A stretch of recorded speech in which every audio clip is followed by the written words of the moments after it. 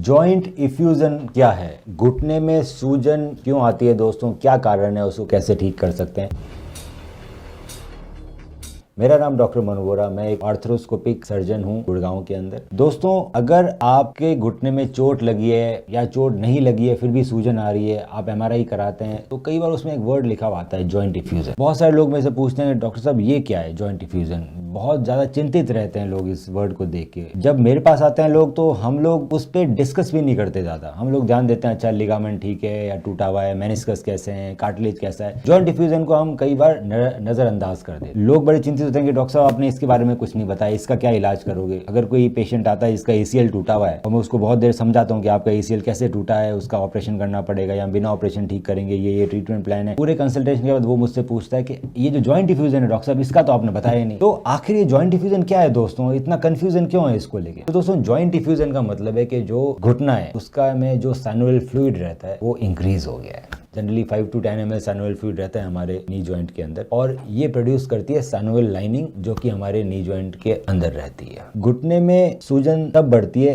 जब ये over active हो जाती है साइनोवियल। जब आपके घुटने का साइनोवियम ओवर एक्टिव रहते हैं, जो साइनोवियल सेल्स हैं वो ज्यादा सिक्रीट करते हैं और एकदम से घुटने में स्वेलिंग बढ़ जाती है। कई बार अगर घुटने में ब्लड आ जाए तो भी वो इफ्यूजन के रूप में एमआरआई में दिखाई दे। मेन रीजन रहते हैं ट्रॉमा, या आपको चोट लगी घुटने, उसमें लिगामेंट डैमेज हो सकता है, मेनिस्कस डैमेज होता है, कार्टिलेज डैमेज होता है, इस वजह से भी घुटने में सूजन आ जाती है। दूसरा होता है इन्फेक्शन, क्या आपको घुटने में इन्फेक्शन हो गया है इसीलिए सूजन आ गई है। तीसरा है घुटने की सर्जरी, वो भी ट्रॉमा के अंदर ही आता है कि सर्जरी भी एक तरह का ट्रॉमा ही है घुटने में, तो सर्जरी के बाद सूजन बढ़ी भी रहती है बहुत दिनों। चौथा एक कॉमन कारण होता है गाउट या सूडो गाउट। ये एक सिस्टमिक डिजीज होती है जिसमें यूरिक एसिड के क्रिस्टल्स गाउट के अंदर हमारे घुटने में जम जाते हैं और वो स्वेलिंग को इंक्रीज करते हैं। ऑस्टियोआर्थराइटिस मतलब जैसे जैसे हमारा एज बढ़ती है घुटना घिसने लगता है, तो कार्टिलेज घिसने लगता है, इसके कारण भी घुटने में सूजन आती है। इसी तरह की बहुत सारी और भी बीमारियां रहती है जिसमें घुटने की सूजन आ सकती है दोस्तों। तो अगर आपके घुटने में चोट लगी है, डेफिनेट चोट लगी है और आपको इसके अलावा कोई बीमारी नहीं है, चोट में हो सकता है कि आपका लिगामेंट डैमेज हुआ हो सकता है मेनिस्कस डैमेज हुआ और साथ में एमआरआई में जॉइंट इफ्यूजन भी लिखा हुआ है, तो दोस्तों उसमें चिंता करने की बात नहीं है, वो एक पार्ट है। अगर चोट लगी है तो इफ्यूजन तो आएगा ही आएगा। एक बार जब जिस चीज का डैमेज हुआ, जो लिगामेंट टूटा है, जो मेनिस्कस टूटा, उसका हम जब इलाज करेंगे वो पूरी तरह से ठीक हो जाएगा तो धीरे धीरे स्वेलिंग भी अपना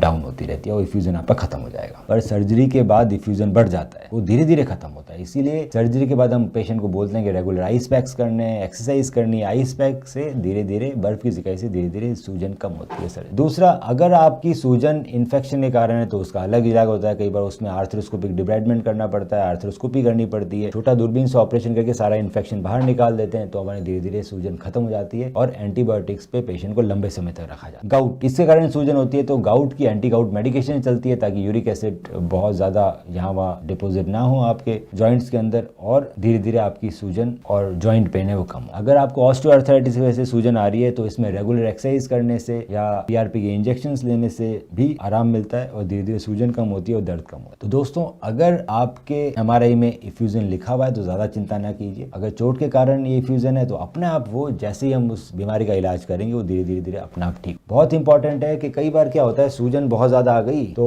डॉक्टर के पास गए पेशेंट और डॉक्टर ने उसको सुई डाल के निकाल दिया। अनलेस अंटिल सूजन बहुत ही ज्यादा नहीं हो, बहुत ज्यादा टेंस नहीं हो रहा, आपको कभी भी अपने घुटने में सुई नहीं डलवानी चाहिए। उसको निकालने की जरूरत नहीं रहती दोस्तों, क्योंकि उसको निकालने से हम इन्फेक्शन इंट्रोड्यूस करने का खतरा रहता है। तो जब तक कि बहुत ज्यादा इफ्यूजन नहीं हो हमें उसको सुई से बाहर नहीं निकालना चाहिए। उसमें आइस पैक करनी चाहिए, रेगुलर एक्सरसाइज करनी चाहिए, रोज धीरे धीरे घुटना मोड़ना चाहिए, सीधा करना चाहिए ताकि वो जाम नहीं हो और सूजन अपने आप धीरे धीरे कम हो जाती है। और जिस कारण से सूजन आई है उसका इलाज करना चाहिए, ना कि हमें सूजन का इलाज करना चाहिए, ये इंपॉर्टेंट। तो अगर आपके घुटने में सूजन है या आपके एमआरआई में जॉइंट इफ्यूजन लगा हुआ है, लिखा हुआ है और कंफ्यूज है क्या करें, आप हमें अपनी एमआरआई भेज सकते हैं और मैं उसका डिटेल में स्टडी करके बताऊंगा कि आखिर जॉइंट इफ्यूजन क्यों आया है आपके नी के अंदर और उसको कम करने का, खत्म करने का, या और कौन सी बीमारी या डैमेज है आपके नी में जिसको एड्रेस करने की जरूरत है, वो आपको फ्री में ओपिनियन देंगे। हम रखें आपका ख्याल।